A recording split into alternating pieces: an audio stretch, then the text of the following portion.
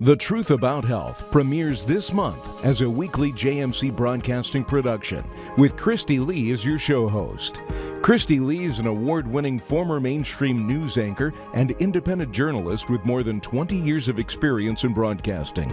Honored as Best Anchor and Best Enterprise Reporting honors, she later anchored at a Fox affiliate in California before walking away from legacy media after witnessing its deepening lack of journalistic integrity and shift toward propaganda. Christy is a fearless voice for the voiceless and a staunch advocate for holding power accountable. She's been featured on Fox News, The Bongino Report, InfoWars, Lindell TV, and numerous independent platforms nationwide. She has interviewed high-profile figures including RFK Jr., Dr. Robert Malone, General Michael Flynn, Ron Paul, Carrie Lake, and many more. The Truth About Health premieres June 2026 as a weekly JMC Broadcasting production. This weekly broadcast features expert doctors, scientists, and healthcare professionals. We don't reject science, we go further in it. We go beyond symptoms, headlines, and hype, bringing you the truth about what actually heals the body. Thorough healthcare coverage, including new technologies, legislation, and justice, will also be addressed. Sign up for free at jmcbroadcasting.com and tune into The Truth About Health with Christy Lee, only on jmcbroadcasting.com.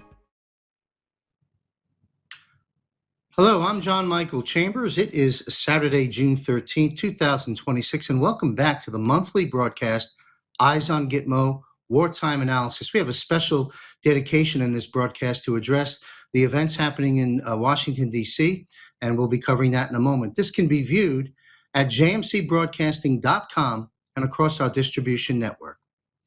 All right, we've got retired Brigadier General Blaine Holt joining us, and returning guest as well, Captain Peter Matasu, and Wano Savin and Matt Meck are off on assignment getting ready for the Fraud Fighter Summit, which we'll be talking about. There it is. All right, perfect.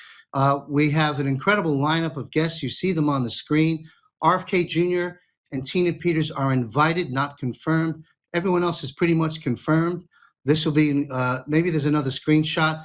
FFF, Fraud Fighter, is what we're talking about here. Fraud everywhere you go. There'll be the screening of Jim Caviezel's new film, Dark Horse. We're going to be doing our best to stream the entire event, minus, of course, the screening of the film for obvious reasons. There it is, Fraud Fighter Summit. I understand it's pretty much sold out, but give it your best shot. See if you can get in there. Maybe Juan can make that happen for you. It's going to be very, very powerful, very, very important what will be exposed there and what's being done about it. Now let's talk about UFC Freedom 250. It's a major event taking place on the White House South Lawn. At first glance, a cage fight at the White House may seem like an odd addition to America's 250th anniversary celebrations, but in reality, it is a profound public ceremony that provides the legal mechanism for the full implementation of the new American order, the restoration of national sovereignty under the law of the land and God's jurisdiction. And before I continue, this piece was a public domain on another source that was sent to me, that's circulating out there. And I'm going to go through this just as some interesting talking points to get us to look at things from different perspectives, and then, of course, have our esteemed panel weigh in on this. Let me continue. To lawfully complete the shift under the law of land, the sovereigns of that land, the American people, must give their explicit consent. That is the purpose of UFC Freedom 250. Far more than a sporting event, it serves as the public ceremony required under Admiralty law rules, the people's visible endorsement of the transition into America's new order. The one-year process of restoring American sovereignty. The following shows the steps that have already been taken in the dismantling of Admiralty law. America recapturing its flag, June 14th, 2025. Flag Day celebrates the adoption of the American flag on June 14, 1777. It's the true symbol of land jurisdiction and national sovereignty. It was on this day in 2025 that America initiated the legal process of removing itself from British Admiralty jurisdiction in order to restore its sovereignty and the law of the land. America asked to return to God, April 18, 2026. President Trump reads 2 Chronicles 7:11, 7:12 to the nation as an appeal to return to God in recognition of the original covenant of 1776, the Declaration of Independence, that places the nation under God's jurisdiction. Pardon me, folks.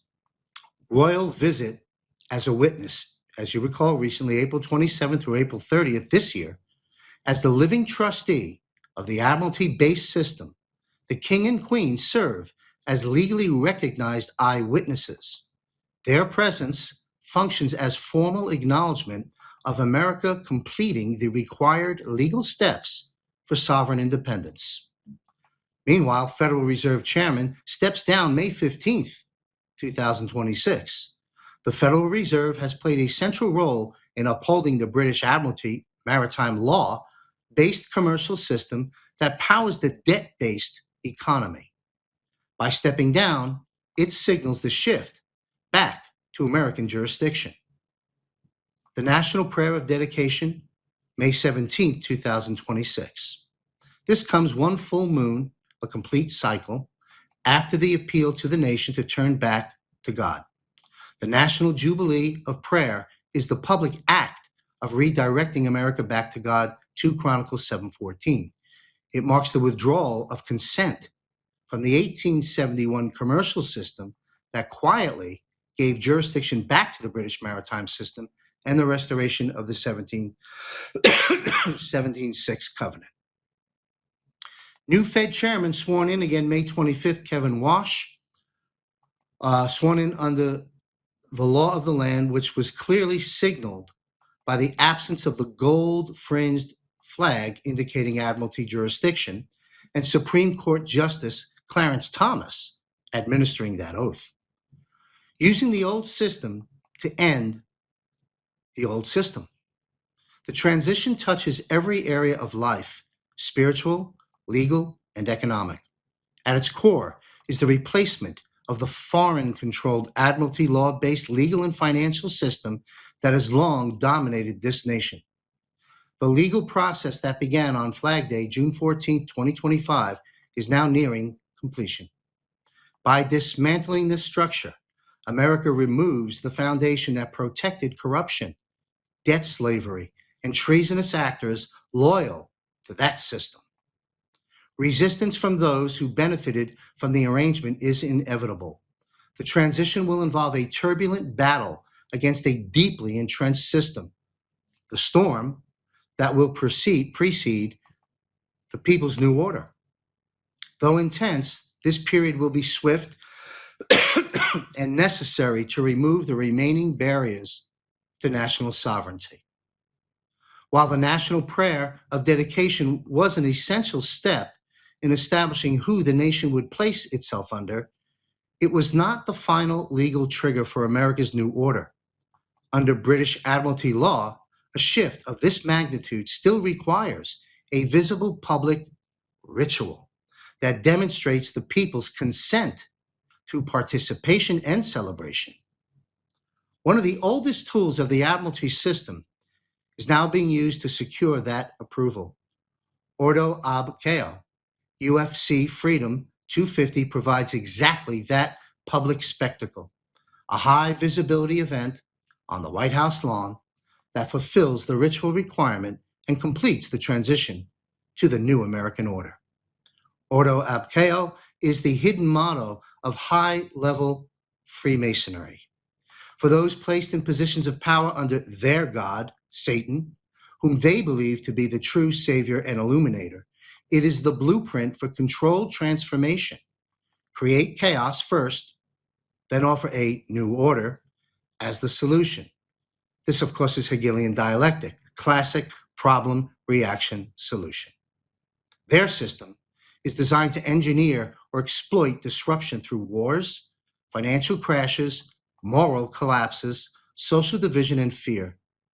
Once the people are terrified, confused, and desperate, the controllers step forward with their pre-planned, quote, solution. their new systems of governance, their rules, their gods. However, because humans were created as powerful sovereigns of the physical realm, these systems cannot be lawfully imposed without the acquiescence of the governed. Their operating philosophy is simple: keep the masses ignorant, entertained, and emotionally invested in the spectacle, and they will unknowingly consent to the changes that follow. To obtain that permission, they stage public spectacles of visible, controlled chaos. When people cheer, participate, and become emotionally invested, their maritime law treats that participation as consent. According to their legal doctrine, ignorance of the law is no excuse. Well, once that consent is obtained, they can roll out the changes that follow. UFC Freedom 250 is using this very same tool, but this time against the enemy. The spectacle on the White House South Lawn is not directed against the American people. Instead, it is aimed at dismantling the British Admiralty system that has long exercised jurisdiction over America. Through public participation, the event secures visible support for the lawful transition to the new American order under the law of the land. Instead of using their tool to further bind the American people to their system, it is being used to bring that system to an end. The symbolism of UFC Freedom 250 is the dramatic event that creates a major spectacle. It is classic staged auto ab chaos, a highly visible event placed on the White House South Lawn, the center of American power. The two main events: main event lightweight title, Leah Topuria, undefeated foreign champion, versus Justin Gaethje, however you'd like to pronounce the gentleman's name, the American interim champion. Co-main heavyweight interim title, Alex Pereira, Brazilian, versus Cyril Gain, French, two foreign fighters. While the heavyweight division represents the foreign established powers battling for control, the lightweight division represents the common people. An American fighter in the main event on sovereign land symbolizes the American people entering the final stage of the conflict on their own ground. The octagon cage, where the fights take place, sits on the South Lawn, sovereign American land, not corporate territory. This is the same ground where the King and Queen stood as legal witness only weeks earlier. A fight inside the cage becomes the perfect public ritual, visible, emotional chaos that the crowd can cheer for. In this symbolic battle, the American crowd's loud support for the fighters goes far beyond enthusiasm. By pouring their energy into the American fighter on sovereign American soil, the people, whether aware or not, are symbolically choosing the new land-based American order over the foreign maritime system. Their cheers act as acquiescence, the people's approval of the transition and acceptance of the storm that accompanies it. The consent makes the shift out of the old system lawful. The remaining events related to America's restored sovereignty, several key events still remain in the process of restoring American sovereignty and completing the transition to the law of the land. The UFC Freedom 250 on Flag Day, June 14, 2026, exactly 1 year after June 14, 2025, when the legal process of removing Admiralty maritime law and restoring the law of the land began publicly, the American people will deliver their loud consent through ordo ab deo and sovereign land, on sovereign land. This allows for the transition that introduces the new system for we the people. G7, the G7 meeting, June 15th to June 17th, 2026. Immediately afterward, President Trump will present the American people's newly accepted new order, including the storm that follows to the G7 leaders. These leaders represent the main powers of that old system. In their legal and ritual rule book, a major international system cannot be dissolved in private. President Trump's presence delivers formal, in-person notice that America is exiting the old Admiralty system and activating the new land-based system. This forces their acknowledgement and prevents any future legal or ritual challenge. Trump's rally to end all rallies, June 24th, 2026. This serves as a victory lap that publicly celebrates the people's consent after formal notice has been given. Military bands will emphasize land-based authority, reinforcing the shift from maritime law to the land power. The performance of Nessun Dorma, None Shall Sleep, the famous dramatic aria from the Sum of All Fears film, was played during the mass execution of traitors and deep state figures. With the people's permission now granted for the necessary storm, the old system's protectors shall sleep no more, as justice proceeds and their protections are finally removed. The Great American State Fair, June 25th, 2026 to July 10th, 2026. This is a massive, joyous celebration, stretching from the Capitol of the Washington Monument to exhibits, pavilions, performances, and family events. The nation will publicly rejoice in the people's consent to end the old system, restore the law of the land, and return the nation to God's jurisdiction, the beginning of America's golden age. Independence Day, 250th anniversary, July 4th, 2026. July 4th, 1776, marked America's public declaration of independence from British rule and its placement under God's jurisdiction on the land. That independence was later quietly reversed through the 1871 Municipal Corporation of D.C., placing the nation back under British Admiralty law. On the 250th anniversary, America completes the lawful process of reversing that quiet reversal. This is not merely a celebration. It marks the symbolic and legal completion of the return to the original 1776 covenant and the full restoration of the law of the land under God's jurisdiction. The storm. The public ceremony is only the beginning. What follows is the storm, and the president has been posting in memes notices about storm. Some may question how it can be right to move forward without the people's full knowledge of these events. Why not simply tell everyone the truth? Americans already know what they need to know. They understand that the system is broken and corruption is rampant. What they don't understand is that their permission must still be obtained through the rituals of the very Admiralty law system most are unaware even exists. Rather than trying to educate the entire nation on that hidden system, which many would dismiss as conspiracy theory or outright impossible, the president is using the enemy's own rules against it for the benefit of we the people he has been elected to serve, and serving he is. The storm begins when the existing system starts losing its legal and economic control. Yet the storm is more than their resistance. It is the process by which the new system displaces the old one. Those who built their wealth, influence, and power within the existing structure will suddenly find that the protections they relied upon are no longer there. The exit ramps are closed. Corruption will be exposed. Long protected bad actors will face accountability, which is what the American people are demanding. And the legal, financial, and institutional foundations of the old system will be dismantled and replaced with the new American order. This is the true meaning of ordo ab chao.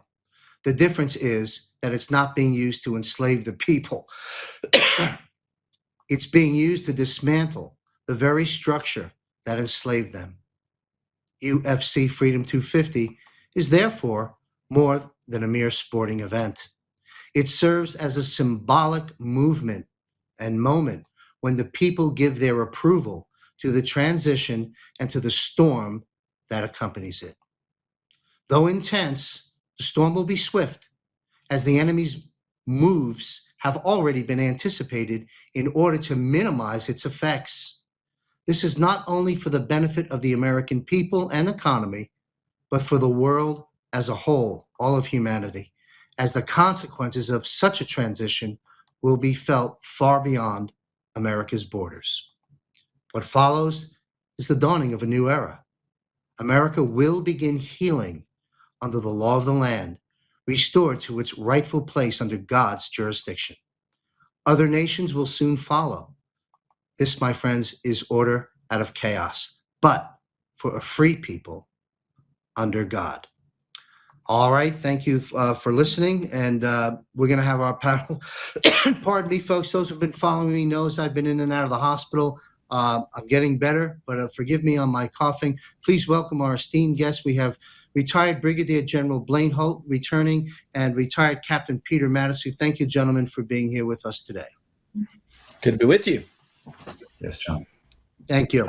Normally we have Juan O'Savin dropping in and Matt Neck is a regular, but they are preparing for the Fraud Fighter Summit, which many of you are attending. We may be streaming it live for those that can't make it. But let's get into that. That was a rather lengthy monologue, but this event is more than just a few guys fighting. We'll begin with retired Brigadier General Blaine Holt. What do you make of that monologue concerning the UFC event? How do you see this? Well, it's provocative. It's very interesting. The place where I would go to and have been wondering for some time, and I don't have any insider awareness or intelligence on this at all, but I have often wondered, with everything on the president's plate, with everything going on ceremonially to get ready for the 4th of July or the 250th of the country. You know, I know a lot of the services and the branches have been doing their things. Air Force just concluded their thing on May 18th, I think, in Miami. I was wondering about what would drive the president to want to do something on the White House grounds of this magnitude and picking this sport. Now, we all know he's very good friends with Dana White, and he's a big fan of UFC. But there's other elements in the report you just read that get to some of the president's flair for the dramatic, shall we say. You know, I understand all the things that have been said over time about Admiralty law and having different ceremonies with the king standing on a certain part of the White House lawn and these elements. But I would say that those are ceremonial in nature, but they fit right in with where President Trump wants to showcase his points via dramatic flair. One of those being he likes to end events with Nessun Dorma, which is a very clear signal that he takes his enemies seriously, but he intends to vanquish them. So for whatever is to come, I think the 14th, Flag Day, the president's birthday, will be something that will probably be quite memorable. And I don't think that he would be having this ceremony, given everything from Iran to the 4th of July coming up, without something of a more tangible nature in terms of our sovereigntist versus globalist war coming to pass. In fact, I'm expecting it. Well, thank you, sir, for weighing in on that. Captain Pete, what are your views of that rather lengthy monologue addressing the events of UFC?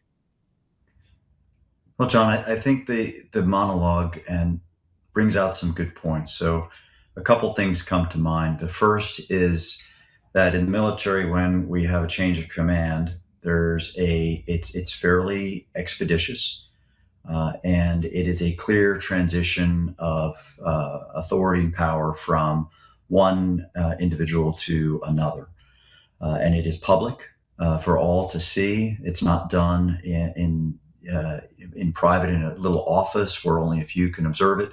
It's done in front of the entire command or larger group. So these public displays of transition of power And with that as the backdrop, I think about how we have had transitions of power before, but have they really been? Namely, we've had new presidents come in and being sworn in, and these public displays. But have they really been a transition of power, or have the same core group of folks really been in control? It's just a different face, whether they have an R or a D behind their name or in front of their name. So I think this is a very clear thing that he is doing, to say that, no, this is a real transition of power. This is not something that you have observed before that was an illusion meant to placate you and to keep you happy and thinking that you're living in a free country as a sovereign, when in fact nothing could be further from the truth. I think this is an important demonstration of a transition of power and authority for real.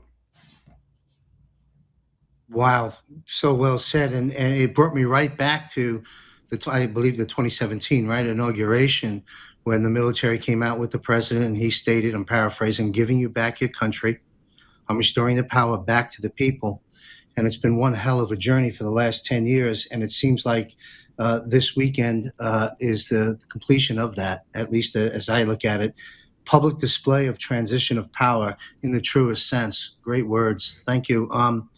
We can continue to discuss this if the spirit moves you gentlemen, but I'd like to shift gears a little bit.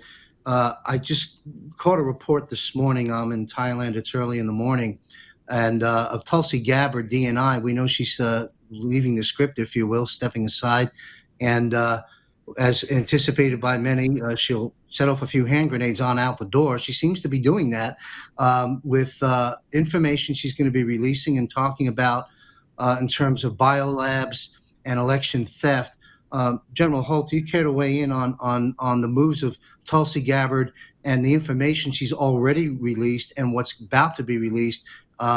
What's your take on all that? Because I think it's going to be a pretty wild period from July 5th to the midterms. Well, in my contributor on Newsmax role, I'm actually paid to wake up in the morning and make sure that I'm devouring and digesting every single thing to do with the Straits of Hormuz, the Iran war, what's going on with the wars in Europe, and such and such. But the first thing I came across was this post that Tulsi Gabbard had put out to talk about the biolabs, 130 of them, in various countries that the United States had paid for, and that she was going to release that information. And I actually had to reread it and go get it from about 3 or 4 different sources, because I didn't believe it. I couldn't believe it. It was this is such a giant thing as she steps off and departs her role there. She's down to basically days left. And all I had was a sense of gratitude that, a patriot like Tulsi is and will continue to be. And she's just leaving this role. She's not leaving her service to the nation, that she would take this step. And I can't help but think the ramifications that are going to come of it. So really, the ball is now back into not just the president's hands, but DOJ's and the FBI's. Are we going to confront this as a nation? Are we going to look into this? Are we going to go all the way back to the origin of these things, the black money, how they were paid for, USAID's role in it, the NGOs who have conveniently been at arm's length so that people could lie in Congress, in effect, and say, oh, I don't know anything about that, or I'm not associated with that funding line. There's so much corruption here, and it's all aimed at weapons that we shouldn't and have no reason to be perfecting. And yet there's a guy named Fauci still walking around free, and his ilk, and I mean his ilk, several of them, that need to be handled. But this goes back to the 50s. This goes back to Operation Paperclip and escorting Nazis into our government because we found some value in some of them. It goes back to Operation Gladio, our intelligence community's unsavory relationships to the mob, and all for their effect, and all for off-book missions that they don't report to the president, they don't report to anybody. What has continually happened is we get patted on the head. I remember when Victoria Nuland was still Deputy Secretary of State, and she was being grilled on the Hill, and they were talking in the early days of Ukraine, and she was talking about 17 biolabs there. And then the cameras went off, and we never mentioned another word about this. And then she goes off to the National Endowment of Democracy, continues the same damn work she was doing. She just gets whitewashed. I'll just use the blunt term, laundered money that was going into USAID, now directly from the Congress, $200 million last year, to the National Endowment of Democracy, which has done nothing but create revolution in our name and killed a bunch of people in the name of democracy. And so, has Tulsi done what we had always hoped would happen? Has she hammered at the vase hard enough that it's cracked and it can't be put back together again? And we're going to face some truths that take us through some elements of our history that not only have Americans not been taught or researched, but that they will be mollified when they know the facts. Wow. You hear a narrative that we want disclosure. I mean, that's disclosure. We've had a lot of disclosure in the last year. And well, I want to talk about justice in a moment, but Captain Pete, do you care to weigh in on the Tulsi Gabbard moves? Well, I think, John, what she's doing is a methodical exposure of what I might term control mechanisms.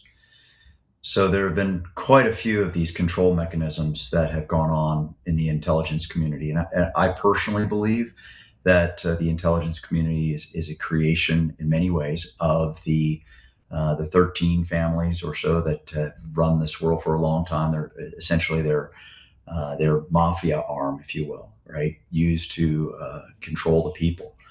So these control mechanisms being exposed for everybody to see. And it makes me think of, the Israelites, partnered with the folks that were, not worshiping God, that were within their own borders and without. And they had these high places that these folks set up. But over and over again, God called them to destroy the high places. Over and over again, God called them to eradicate, exterminate these evil and dastardly people and their practices. And we see story after story of where Israel does not do that, right? God's chosen people don't do it. And as a result, they are really suffering. Throughout Scripture. So I think that's another example of what we're doing here is, okay, what are these things really about? And what have we been doing? And now we, to your point earlier in the monologue, right, we have a choice. We have to say, what are we going to partner with, right? Choose this day whom you will serve. And that's a choice we all have. Mm-hmm. Well, this is pivotal. The events beginning the 14th and beyond are really restoring the power back to the people. And it's incredible. I want to go back to General Holt. You mentioned Fauci a moment ago. I want to just touch on that a bit. I think Bill Gates just recently testified on something to do with Epstein. He's back in the news. But Gates, Fauci, the NIH, the CDC, the World Health Organization, and that whole crowd that RFK Jr. is working with in many different ways. The American people, I mean, what's happened here, I mean, I would submit, just my humble opinion, the actions that were taken in this pandemic is probably the biggest and worst thing that the human race has ever done to itself. Because of the amount of people that have been affected and still yet to be affected by this. Justice has to be served. Will we see Nuremberg 2.0 style trials coming to a theater near us, because this cannot rest as it is. General Holt.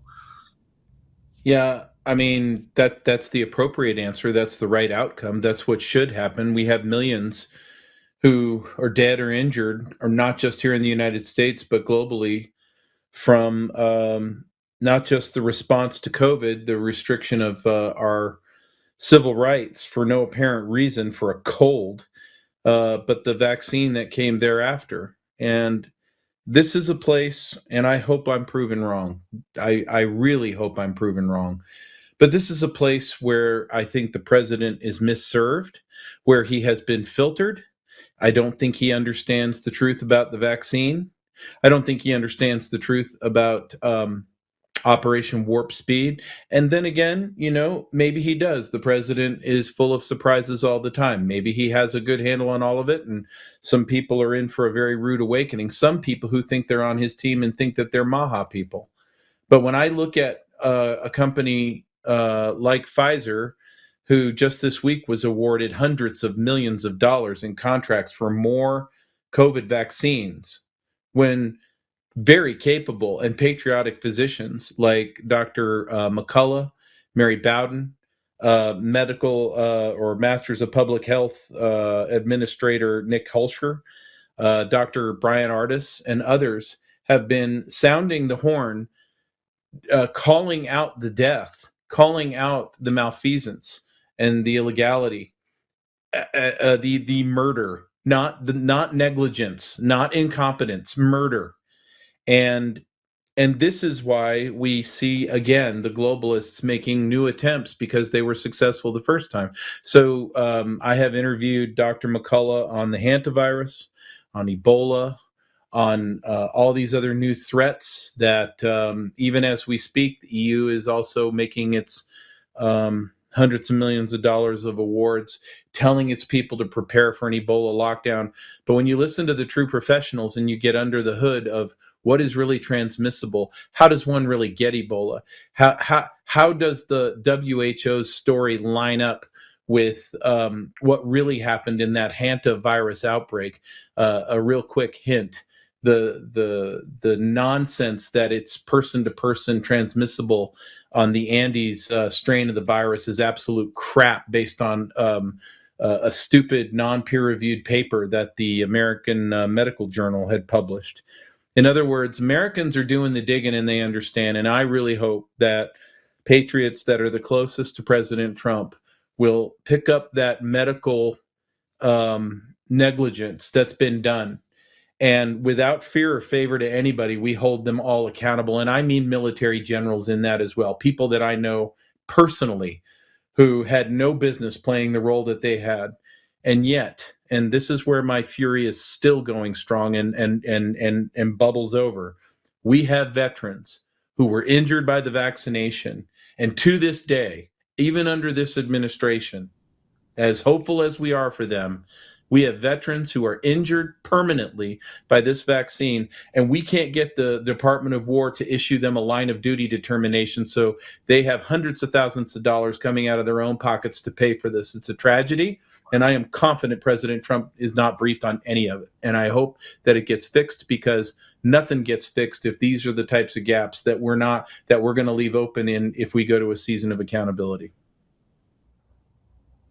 Well said, and I agree completely. What a tragedy. Captain Pete, do you care to weigh in on the Fauci, this whole debacle? I mean, it's a big deal. And what you just reported, General Holt, is concerning. We're not out of the woods by any stretch on future attacks, future attempts. Captain Pete, how do you see this? Well, John, I think it goes back, like many of the things that we've been talking about, these control mechanisms, such as the Federal Reserve, right? If you look back in time, when was the American Medical Association established, and by whom? A lot of these institutions were created as control mechanisms. And the AMA, if I'm not mistaken, was established by the Rockefellers, and they were into oil and et cetera, et cetera. So they brought in allopathic medication when the naturopathic was perfectly fine and had been working for centuries. But they brought this stuff in, and they brought it in from we can not only control people, but we can make money doing it. We can bring them back to the system over and over and over again. Is our healthcare system really incentivized to get people well, permanently well? Or is it incentivized to have return customers? And I know that sounds very nefarious, but I think, on this show, we've talked about a lot of things where we're challenging the assumptions that these people have good intentions. And so with that in mind, we look at, where we have to go is ultimately a lot of this is tearing down of a 100-plus-year-old medical system. How much of our nation is how much do we spend, and I mean spend, on healthcare? How many hospitals do you see going up? How many of these research labs and things over and over and over again do we see? Enormous sums of money going into these hospitals, and they're Taj Mahals, right? Yep. And are they really getting people healthy again? So I think the example of Fauci and COVID, et cetera, gets to a deeper issue of our entire medical system. And so President Trump and his team are the team of good people, that is, are faced with a very difficult, how do you tear something down, right, and not cause the nation to go into a tizzy as you're doing it? Yeah. I put that out for people to think about. Yeah, for sure. And you mentioned General Holt, Brian Ardis, Dr. Ardis, and McCullough. Just to put this out there to our viewers again, we just recorded we're taking on healthcare at JMC Broadcasting again, as we did at American Media Periscope in the early days. And we've got these doctors and others all lined up. We just recorded the first episode. It should be published any day, folks. Start following that for further details on this big problem that Captain Pete and General Hull is raised here. We're not close to out of the woods on this yet. It's a massive undertaking, but so is everything else. And that leads me to Comey. We've discussed this before, but any comments on?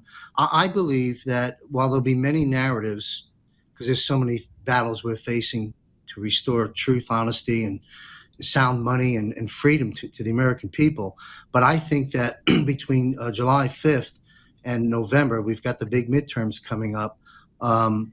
We can't lose the House and Senate. That would be a disaster. And so we've got the narrative. We've got information out that's now official. The elections were stolen. We understand that. And Comey's been arrested. We've got Brennan and the rest of them there. And what do you see potentially happening, General Hull, on that front leading up to the midterms? Because all this work that this president, administration, and all the people have endured is all for nothing if we lose it all in November. So what's your take on how things play out between now and then? Well, I agree with you on this. If we lose the midterms by a pretty good amount, President Trump won't be the president this time next year, and everything that's been fought for will end up being a sandcastle that's getting eaten up by waves.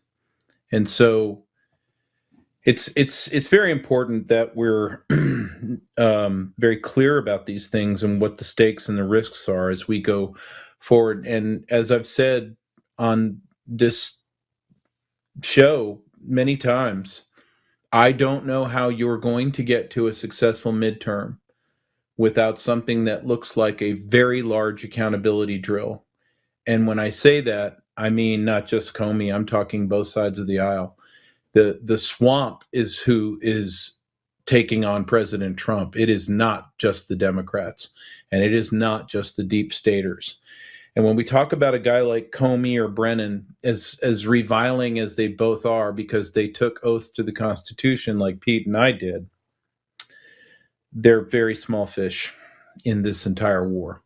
When we talk sovereigntists versus globalists, they're not even they're not even middle management. They're just henchmen. They're just henchmen with arrogant, nasty, vile grins on their faces about what they've been able to achieve. And when we do investigate them for the crimes that they really committed, not the ones that they're currently in the process for, I think you'll find that they've done horrendous things. And you've heard me say it before. I think as a nation, maybe not before the midterms, but sometime after that, as a nation, if we're truly serious about being self-governed and being honest with ourselves about what we've allowed as a people to happen to us, then we're going to have to take a trip back to 9/11 and do a proper autopsy and then examine why it was okay for the Patriot Act, and why it's okay for it to essentially just stand on its own today. What is so wrong or vile about our civil rights that were given to us by our Creator? And why don't we work on ways to protect those civil rights? In fact, I see some very disturbing signs that the opposite may be true, that you have companies that are now interested in perfecting surveillance of citizens. You have local level police officers that create utility boxes. They're disguised. They're really cameras to surveil the citizens in a city, in a municipality. And so you're never going to get government behavior to come to heal.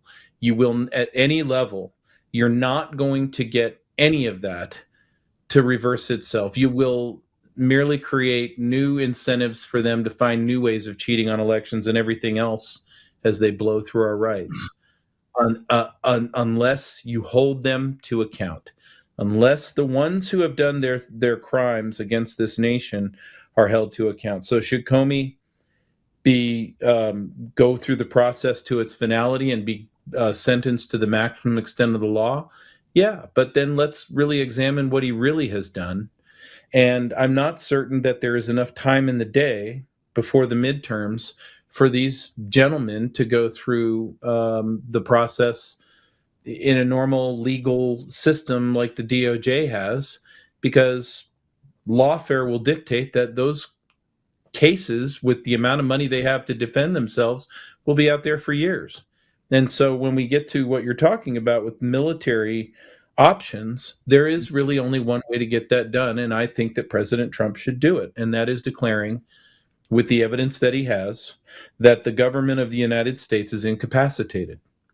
And if he does that, then the justice and the indictments and the speedy justice that has to happen will fall to the United States military.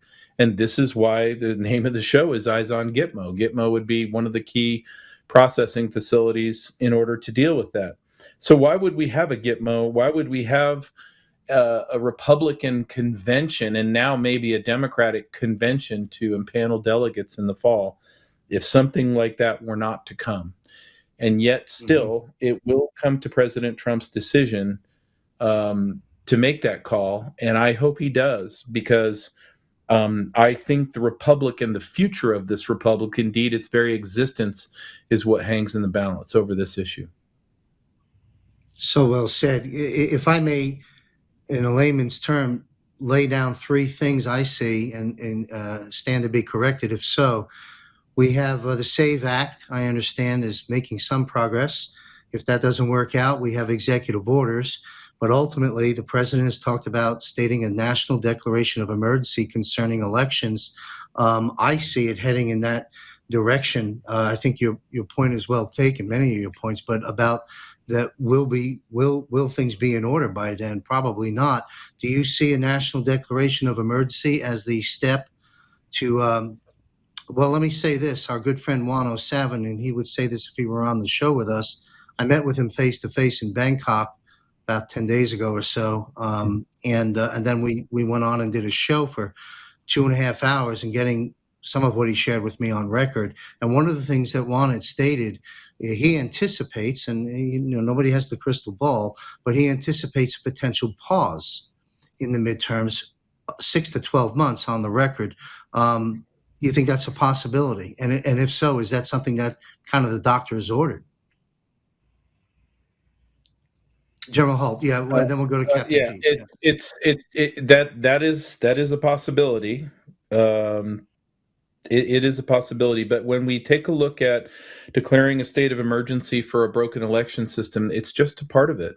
When I say incapacitation, I'm talking about foreign influence from enemies and allies that have decided they can buy off vast swaths of D.C., not just elected officials, but their staffers, their lobbyists, folks in industry. In other words, the swamp is compromised. And in my view, my opinion only, to do executive, legislative, and judicial branches. And by the way, state and local governments in key areas are the same. And so, let me give you an example. President Trump, you don't just go to China and have a meeting with Xi Jinping and President Trump defines the entire docket and the agenda. It takes an entire team, State Department, all kinds of staffing, hundreds of pounds of paperwork. These things are scripted. Yes, there's room for President Trump to off-road and have the private meeting with Xi, and that's a separate event. But one of the leverage points that I don't see that we've explored, which we should be in a very weak CCP period where they are in very big trouble right now internally, I would have liked to have seen us step on the gas with the influence they hold in our country, down to the local level with all of the corruption and compromise, and that they have People's Liberation Army political stability units in this country from the open borders, and that they hold land near our military bases, and that they're flying drones over our country. I would have liked to have seen us use the levers that if China's going to have any kind of trade deal with us whatsoever, or any kind of cooperation, that those types of things are now going to be leaving our nation. I haven't seen evidence of that. In fact, I'm using that as just one example of where, how could D.C. do things that are on the side of the American people if the larger influences all hail from outside of our nation, whether they're friendlies or adversaries? And so, to me, it's a very big task. And the concern I have is not that President Trump won't do it. It's that if he doesn't do it, I can't see anybody in the political diaspora of the United States right now who would step in and do it. And so I don't think we've got a better chance, or will ever have a better chance to save this republic than we do right now. I agree completely. Well said. Captain Pete, you care to weigh in on everything the General unpacked there? Totally agree with all those points. And I think that the vast majority of Americans totally underestimate the importance of elections. And the elections determine so much in terms of who represents our interests. And I would submit to the audience a question. How often have you wondered, do these people really work for me? They're supposed to. But their behavior, so often it appears that they do not. And doesn't that make you wonder, who are they really working for? Well, our election system is completely corrupt. And one of the ways that we know this is we have in this country 13 whistleblowers, people who actually wrote the code and ran the elections out of Venezuela in 72 countries, including the United States, for the past 20 years. And they have been testifying and giving all the information. The whole Maduro thing was about a lot of that influence. He was a power broker for China and ultimately for the city of London to exert influence on the people that were pulling the strings in our country, the people that were supposed to represent us and are supposed to represent us. And so when we talk about a national election emergency, fixing our election system is absolutely a key component. But what about the people who are in those positions right now? Right? We think that the midterms are important and key, and yes, they are, but we have to deal with the people who have not been representing us and have been foreign agents that are inside our own government at all levels, not just the federal. At the state level, I mean, you look at who remembers the pictures of Brian Kemp in Georgia with the Chinese delegations, right? Just very clear that they were being heavily influenced by outside entities and not representing the people. So I think to the point that General Holt was making, in terms of this is a precipice, right? We have to, as a nation, and that gets back to what Tulsi Gabbard is revealing and going to reveal, these quote unquote shocking truths, if you will, right? About, oh my gosh, our election systems, they're corrupt. Now in Florida, where I live, the law is that you cannot use anything for elections but the machines. You can't do hand count or anything else. So I was discussing with our county supervisor of elections, who's a good man. He's constrained by the law. But I said, well, what can we do? And he said, well, a Florida constitutional amendment to change that. And I said, well, but that's a fundamentally false premise, because the very thing that is being used to control us, and we're supposed to use that system to change it, I don't think that's going to happen. Big problems. The president himself has been very vocal in the public square, spoken and written word, that we're among the most corrupt nations on the planet when it comes to elections. This narrative is going to get louder and louder and louder, and has to be fixed. As you stated, if we don't have free and fair elections, we don't have a country. And so this is going to be a tumultuous and interesting year as things move forward. And I want to switch gears because I would like you gentlemen to weigh in on a couple of other things that are important. Let's go to Iran for a moment. Narrative seems to shift every few days, and at least through the mainstream reporting of what's actually taking place. General Holt, where do we stand right now from your lens concerning the operation in Iran? Is it over by and large? Where are we at? Yeah, I think on the whole, we're cruising towards a place called victory, a very unfamiliar place from our wars. So I think it looks very good. I think President Trump, he does a masterful job in the deception area.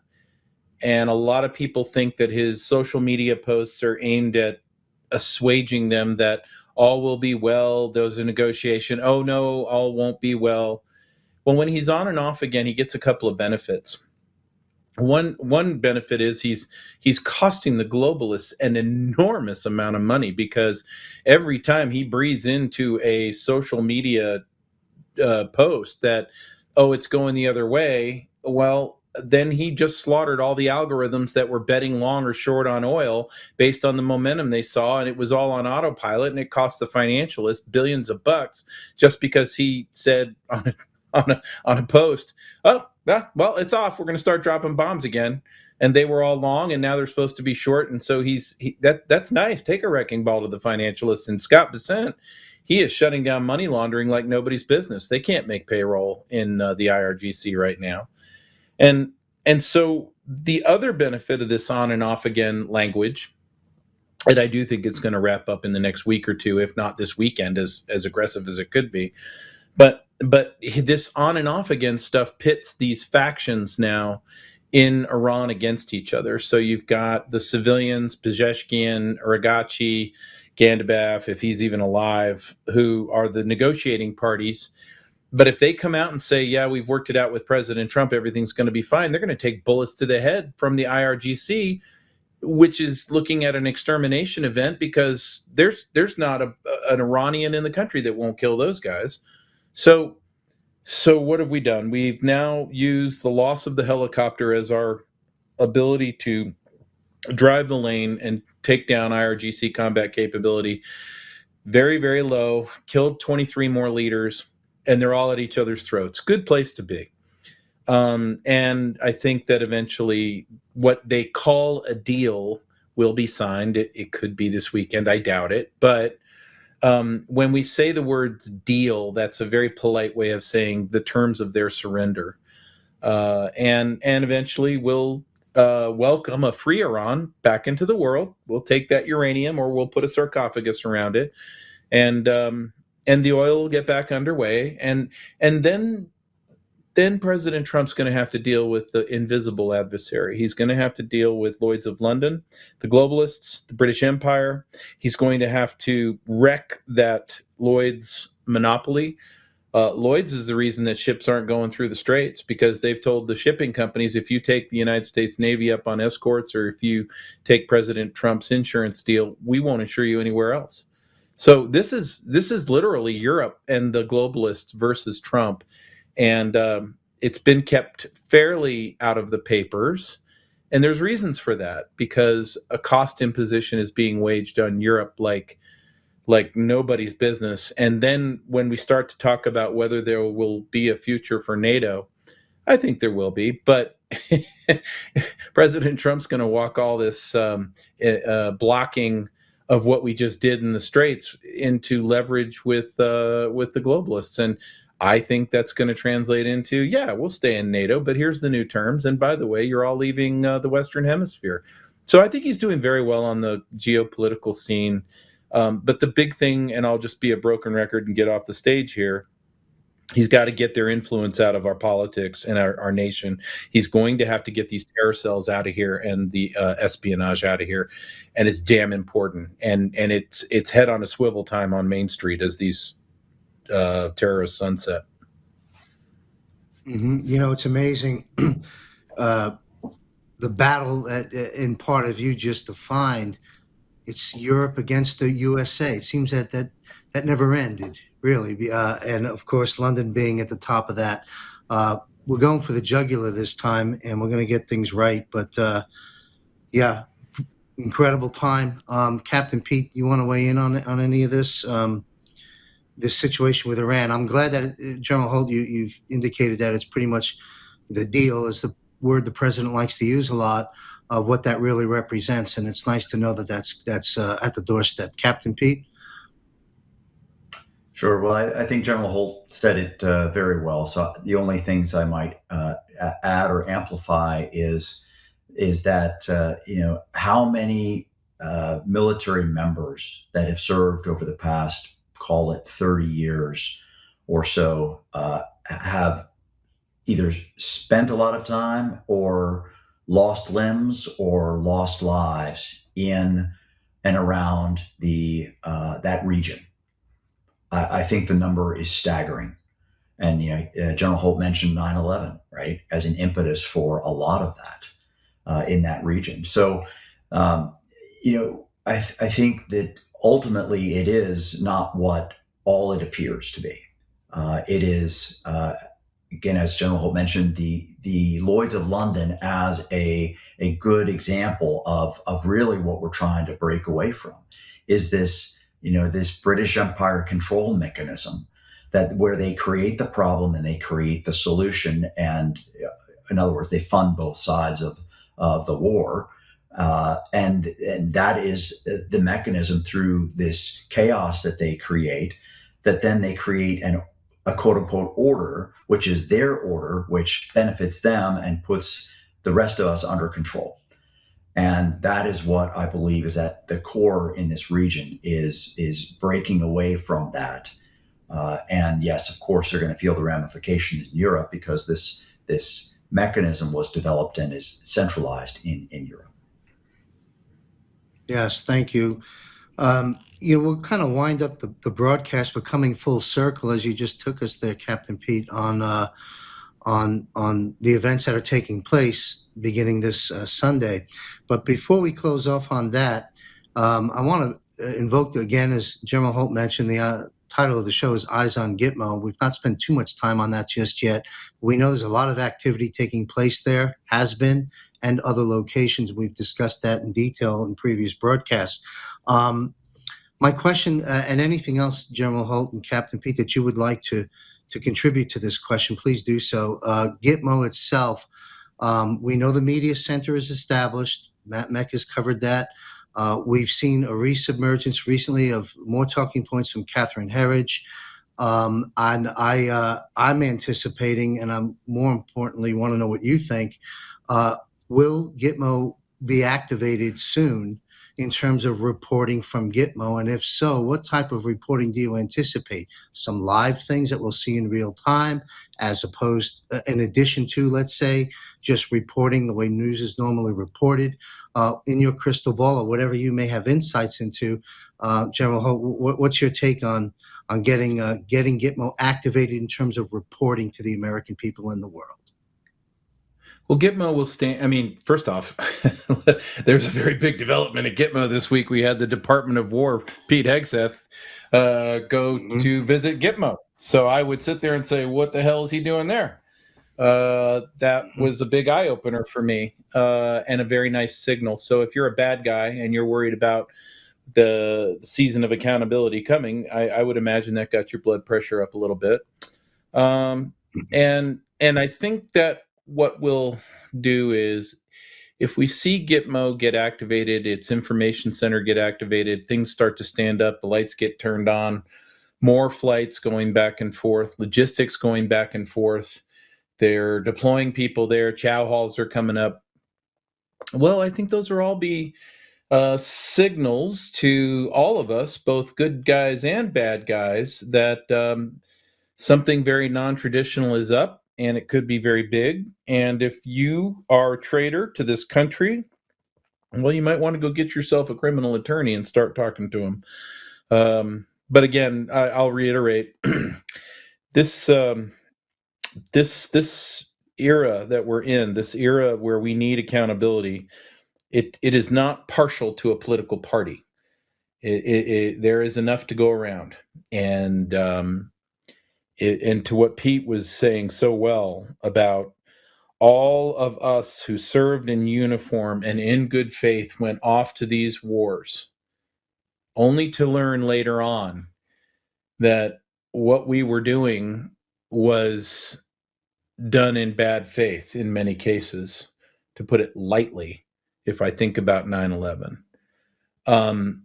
We want to see that loop get closed. We want to see those lights come on. We want those people to face accountability, the ones who think it's so trivial that you can just go ahead and order all these shots and cancel out 8,600 careers, and who cares?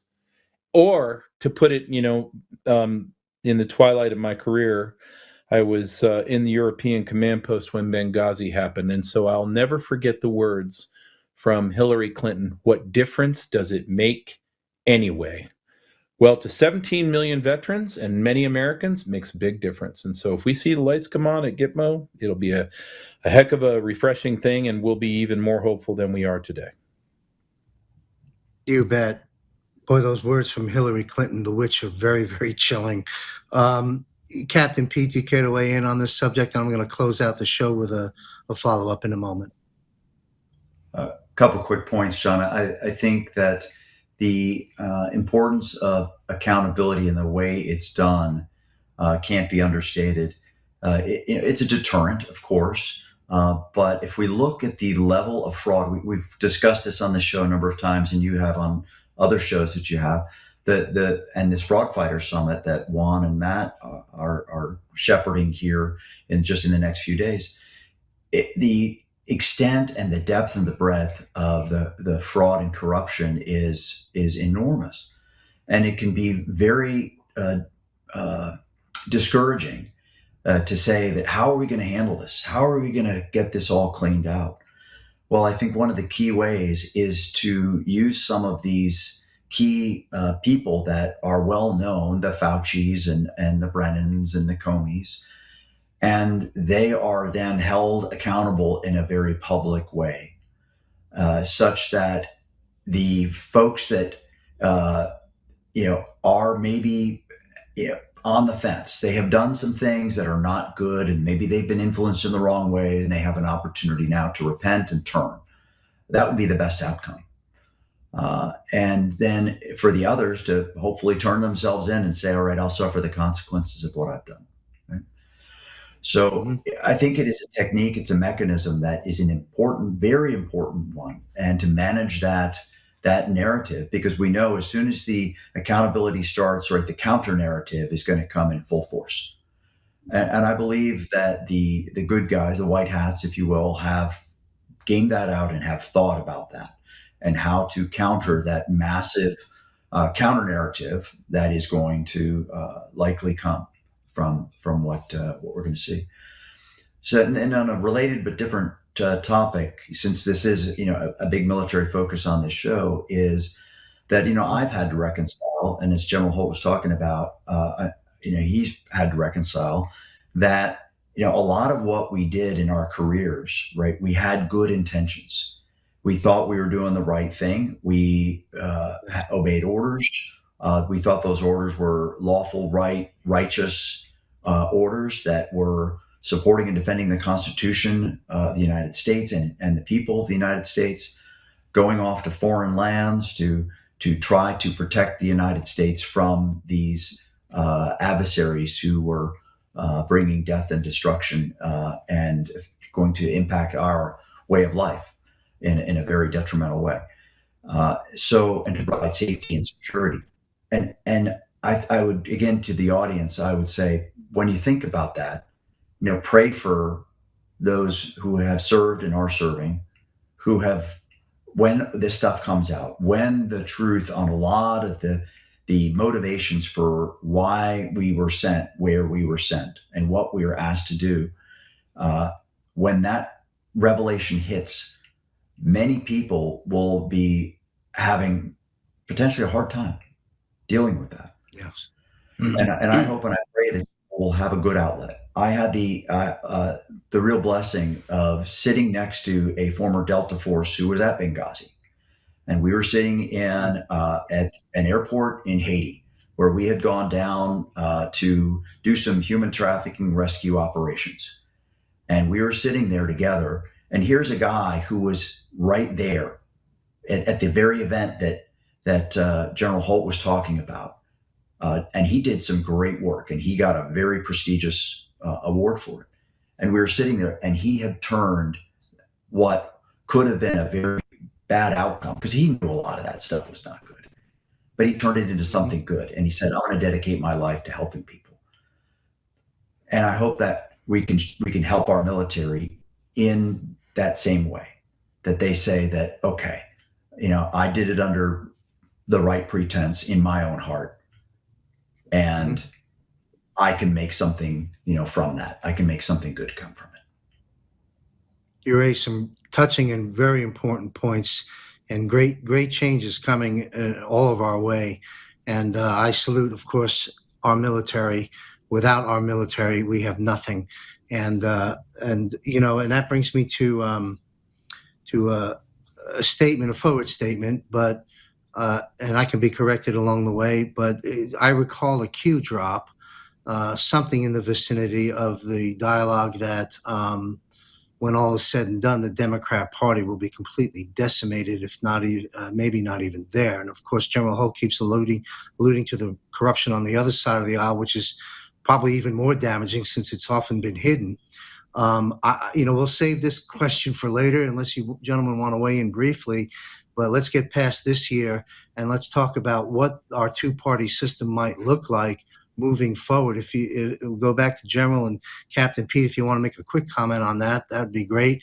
And then we'll wrap up the broadcast. Yeah, I think if we go through a major shift, if we're going to have a new world order, never let major changes happen without examining the rest of the systems of systems. And I think it would be a very appropriate time for us to look back at the two-party system, what these parties evolved to become, their machines, their apparatuses, how they get their money, how they pre-pick candidates for us, how they anoint certain causes, sole source contracts, all the grift and graft with it, and how disassociated they have become from the citizen on the street. And then ask ourselves as a nation, is this serving us? Is this where we want to go, or is this just going to lead us back to where we were? And so I think that there ought to be a national debate. I wouldn't begin to bring any solutions. I just would say it ought to be in play. It ought to be up for grabs. Have the Democrats and the Republicans really served our nation? Can we look back and go, whoa, certainly glad there's a Republican Party out there, or certainly glad there's a Democratic Party out there? And I'm going to bet you in most cases on most issues you would go, no, they haven't. I would agree with that completely. I was chuckling off camera with that statement because it's a rhetorical question, as you well know. We're not happy at all with the results of these two parties by and large for quite some time. I mean, after all, you've stated it. Look what's happened. Captain Pete, any care to weigh in on this future statement? Because it will be a topic of discussion, in my opinion, a little bit down the line. Well, I'll emphasize what General Holt said so well, is that we need to challenge all assumptions. And we need to take a hard look at the system of systems and, why were these systems put in place? So again, the two-party system, we look at, how we've discussed before they're funding both sides of the war, right? The Brits funded both sides of the war for our Civil War. Well, I would submit that we need to look at, is the same potentially true with the R and the D, pitting people against one another. I'm all for the crucible of ideas. Let's put the ideas in, let's mix, let's discuss, let's debate, and let's, come to the truth, right? But the system, I would say, is rigged from the get-go with our current two-party system, and we need to reevaluate. Well said. Thank you very much. And in closing out this broadcast, let's come full circle to the celebrations that we covered in the monologue, beginning this Sunday, June 14th, through July, all the different events and so forth, leaving a message of hope and optimism. General Holt, how would you like to close out this broadcast? Yeah, I think we're at the wonderful place. Listen, if you go back to 2020, when we knew our country was falling apart, here comes COVID, here comes Antifa, BLM, here comes stolen elections and J6. Oh my gosh, think of how far back that was. And if you were back there now, wouldn't it be disparaging or depressing to figure out we got to wait 6 years to get a shot at getting our country back? But we're here, we're at that place. And we're like I said, we've got a heck of a great chance. But one man who with a strong personality is not going to do it by himself. Americans need to be educated in the debate and in this fight. And then I think we are looking forward to a very bright future for our nation. Thank you, sir. And Captain Pete, we've got, going back to the monologue, we're moving away from the control mechanisms of the past, restoring our sovereignty. We're moving away from a Satan-driven set of individuals, restoring our oath back to God that we worship. And faith, hope, and love is pretty important. What positive statements do you see where we're at now and what's taking place June 14th and forward? Well, John, I think we have a great opportunity as we step into regaining our sovereignty, regaining our constitutional republic, and what that means. And, in that is, as Scripture said, Jesus did not come to be served, but to serve and to give his life as a ransom for many. And I think in this time going forward, we have an opportunity to serve our fellow man, to love one another, and to really keep our eyes fixed on that prize of true freedom and true sovereignty. And in that is getting off the sidelines. We are, in many cases, where we are because we have sat on the sidelines and allowed ourselves, and I put my hand in the air and say myself included, to be blinded, to be have a veil put over our eyes, and to accept these narratives and these things that were put before us, and to not be educated and to not look back at, okay, do I really understand the Constitution? To this day, I am absolutely astounded that it is not a requirement that military members when they enter into the service, read the Constitution. They should read it. They should know it. They should know what it says, but it's not required, or nor is it even encouraged. And I hope that Jerry Hegseth would do something like that. Would say, okay, we say we're going to, I swear to uphold and defend the Constitution of the United States. Well, have you read it? Do you know what it says? Yeah. And we should. And there's amazing truths in there. And when we realized that the Constitution was a response to those complaints in the Declaration of Independence about so many of the things that the oppressions that people trying to live in freedom and sovereignty were experiencing under British colonialism, right? They were a response to that, right? We ought to imprint those in our hearts.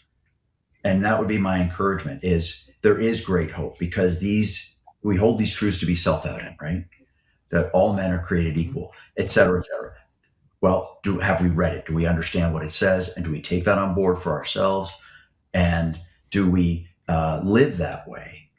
And or are we going to sit on the sidelines and say, well, somebody else can handle that? Those days are gone if we're going to restore our freedom. And I can't thank you, gentlemen, enough for taking time out of your professional and personal lives to meet with me every month. It means a lot to our growing audience, and greatly appreciate your insights. You have incredible experience in service, in military and outside, and I thank you all very much. So we'll get into this weekend, June 14th, big day.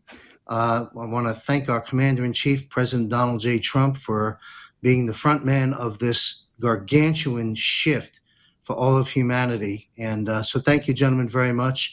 We'll see you next month. Eyes on Gitmo. Juan and Matt Meck will probably return, and I'll be right back after this important announcement. Thank you, sirs.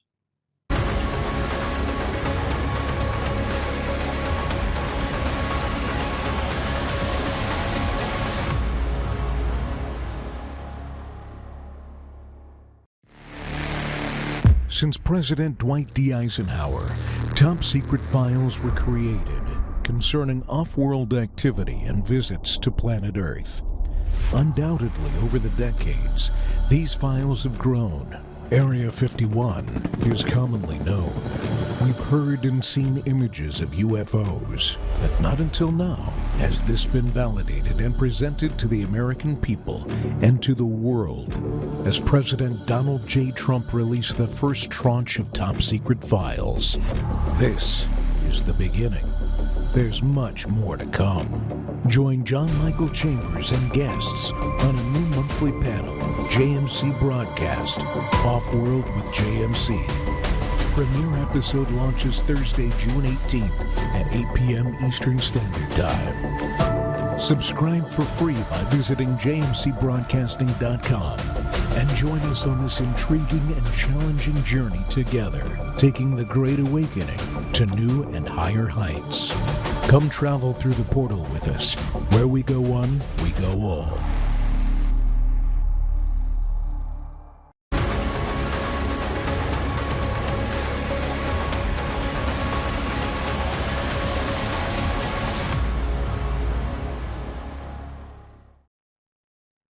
I very much look forward to hosting this new monthly broadcast, Off-World with JMC. We've got a panel of 4 experts and people that understand this, and some people with some experience with some of these visits. So stay tuned to that broadcast.